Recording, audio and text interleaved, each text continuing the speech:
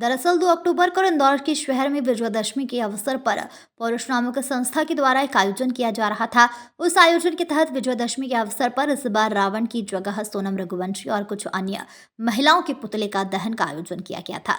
इस आयोजन पर सोनम रघुवंशी की मां संगीता रघुवंशी ने आपत्ति व्यक्त करते हुए अधिवक्ता के माध्यम से मध्य प्रदेश उच्च न्यायालय खंडपीठ इंदौर में एक रिट याचिका दायर की। याचिका में अधिवक्ता जोनित छबलानी ने न्यायालय के समक्ष तर्क रखे जो कि आयोजन हो रहा है यह आयोजन पूरी तरीके से संवैधानिक होकर याचिकाकर्ता जो सोनम रघुवंशी की मां है उनके पिता उनके परिवारजन के संवैधानिक और उनके व्यक्तिगत मौलिक अधिकारों का सीधा हनन है। इस पर उच्च न्यायालय ने Indore collector, Indore police commissioner और जो संबंधित क्षेत्र के थाना प्रभारी हैं उनको सख्त निर्देश दिए कि इस प्रकार का कोई भी आयोजन किसी भी संस्था या इंदौर शहर में किसी भी अन्य संस्था के द्वारा आयोजित नहीं किया जाना चाहिए। दिनांक 2 अक्टूबर 2025 को इंदौर शहर में पौरुष संस्था के द्वारा विजयदशमी के अवसर पर इस बार रावण की जगह सोनम रघुवंशी और कुछ अन्य महिलाओं का पुतला दहन किए जाने का एक आयोजन रखा गया था।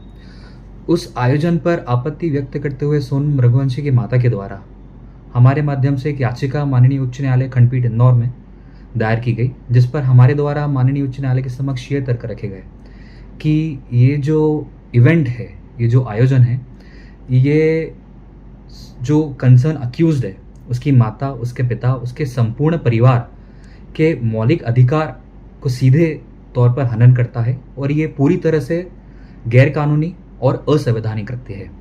इस पर माननीय उच्च न्यायालय द्वारा संज्ञान लिया जाकर मध्य प्रदेश शासन, Indore collector, Indore police commissioner और संबंधित थाना के जो थाना प्रभारी है उनको निर्देशित किया गया है कि ऐसा कोई भी कृत्य, ऐसा कोई भी आयोजन इंदौर शहर में पौरुष संस्था या किसी भी अन्य संस्था के द्वारा नहीं आयोजित किया जाना चाहिए। साथ ही माननीय उच्च न्यायालय ने ये भी अपने आदेश में लिखा है कि इंडिया जो एक डेमोक्रेटिक कंट्री है, उस कंट्री में इस तरह का कोई भी आयोजन पूर्णतः असंवैधानिक और नागरिकों के मौलिक अधिकारों का सीधा हनन है। सोनम रघुवंशी का केस अभी कोर्ट में चल रहा है। ऐसे समय पर उसका और कोई भी अन्य महिलाओं का पुतला जलाना गलत है। हाई कोर्ट ने इस पर रोक लगा दी है।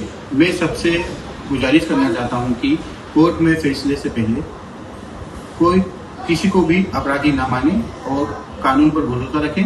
कानून उसका काम कर रहा है और ऐसी आगे से मैं उम्मीद भी करूंगा कि ऐसा कोई भी आपत्तिजनक विषय मार्केट में ना लाए। देखिए, थाना खजराना में इनके द्वारा एक आवेदन दिया गया था, लेकिन थाना खजराना के द्वारा इसमें अभी फ़िलहाल नॉट रिकमेंड कर दिया गया है। इसमें जो पारंपरिक तरीके से जो रावण दहन होता है वही उसी की परमिशन मिलेगी। अन्य गैर परंपरागत तरीकों से या अन्य किसी का मुखौटा लगाकर इस तरह की कोई परमिशन फ़िलहाल अभी नहीं मिलेगी और उसको नॉट रिकमेंड कर दिया गया है। पारंपरिक रूप से जो भी जो होता है पुतला दहन उसी तरीके से कराया जाएगा। इनके द्वारा पूर्व में भी आवेदन दिया गया था, उसको भी नॉट रिकमेंड किया गया था, जिसमें माननीय हाईकोर्ट के द्वारा भी इसमें गाइडलाइन जारी की गई थी और इसी तारतम्य में इनके द्वारा भी दूसरा आवेदन दिया गया था, उसमें भी कहीं ना कहीं एक जो मुखौटा लगाने की बात आई थी, तो उसको भी नॉट रिकमेंड कर दिया गया है। और जैसा कि मैं स्पष्ट करना चाहूँगा, परंपरागत तरीके से रावण जो पुतला दहन होगा। वहीं पुलिस ने बताया कि संस्था द्वारा खजुराना थाने में एक आवेदन दिया गया था जिसमें पुलिस ने संस्था को कहा कि रावण दहन जो कि पारंपरिक तरीके से होता है वही किया जाए, जिसकी परमिशन पुलिस द्वारा दी जाएगी। अगर किसी का मुखौटा लगाकर रावण दहन किया जाएगा तो उस पर पुलिस द्वारा कार्रवाई की जाएगी। संस्था द्वारा पूर्व में भी महिलाओं के मुखौटे वाले रावण दहन का आवेदन दिया गया था जिसे नोट रिकमेंड किया गया था। बहरहाल हाईकोर्ट द्वारा भी महिलाओं के मुखौटे वाले रावण पर रोक लगा दी गई है।